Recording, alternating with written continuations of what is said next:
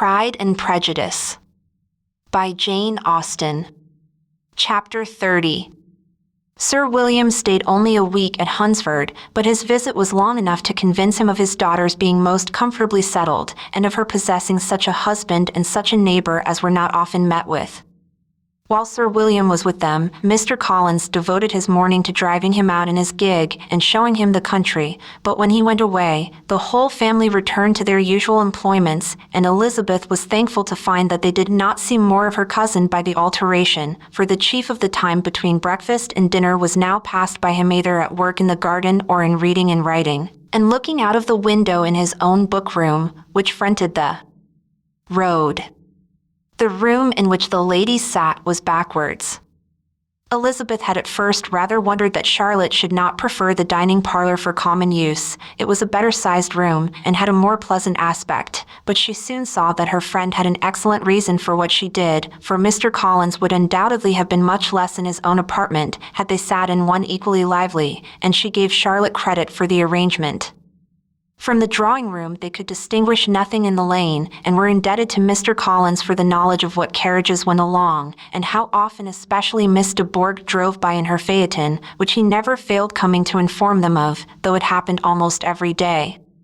She not unfrequently stopped at the parsonage, and had a few minutes' conversation with Charlotte, but was scarcely ever prevailed upon to get out.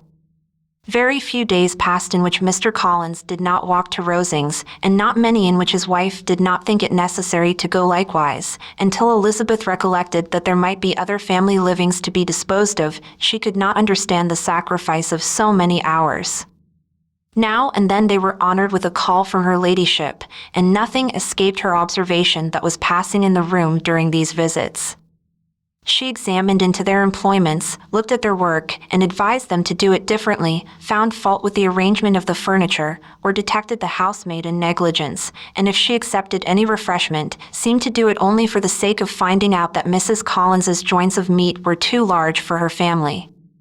Elizabeth soon perceived that though this great lady was not in the commission of the peace of the county, she was a most active magistrate in her own parish, the minutest concerns of which were carried to her by Mr. Collins, and whenever any of the cottagers were disposed to be quarrelsome, discontented, or too poor, she sallied forth into the village to settle their differences, silence their complaints, and scold them into harmony and plenty. The entertainment of dining at Rosings was repeated about twice a week, and, allowing for the loss of Sir William, and there being only one card table in the evening, every such entertainment was the counterpart of the first. Their other engagements were few, as the style of living in the neighborhood in general was beyond Mr. Collins's reach. This, however, was no evil to Elizabeth, and upon the whole she spent her time comfortably enough. There were half-hours of pleasant conversation with Charlotte, and the weather was so fine for the time of year that she had often great enjoyment out of doors. Her favorite walk, and where she frequently went while the others were calling on Lady Catherine, was along the open grove which edged that side of the park, where there was a nice sheltered path, which no one seemed to value but herself, and where she felt beyond the reach of Lady Catherine's curiosity. In this quiet way, the first fortnight of her visit soon passed away. Easter was approaching, and the week preceding it was to bring an addition to the family at Rosings, which in so small a circle must be important. Elizabeth had heard soon after her arrival that Mr. Darcy was expected there in the course of a few weeks, and though there were not many of her acquaintances whom she did not prefer, his coming would furnish one comparatively new to look at in their Rosings parties, and she might be amused in seeing how hopeless Miss Bingley's designs on him were, by his behavior to his cousin, for whom he was evidently destined by Lady Catherine, who talked of his coming with the greatest satisfaction, spoke of him in terms of the highest admiration, and seemed almost angry to find that he had already been frequently seen by Miss Lucas and herself. His arrival was soon known at the parsonage, for Mr. Collins was walking the whole morning within view of the lodges opening into Hunsford Lane, in order to have the earliest assurance of it, and after making his bow as the carriage turned into the park, hurried home with the great intelligence. On the following morning he hastened to Rosings to pay his respects. There were two nephews of Lady Catherine to require them, for Mr. Darcy had brought with him a Colonel Fitzwilliam, the younger son of his uncle Lord, and, to the great surprise of all the party, when Mr. Collins returned, the gentleman accompanied him. Charlotte had seen them from her husband's room, crossing the road, and immediately running into the other, told the girls what an honor they might expect, adding, "I may thank you, Eliza, for this piece of civility. Mr. Darcy would never have come so soon to wait upon me." Elizabeth had scarcely time to disclaim all right to the compliment before their approach was announced by the doorbell, and shortly afterwards the three gentlemen entered the room.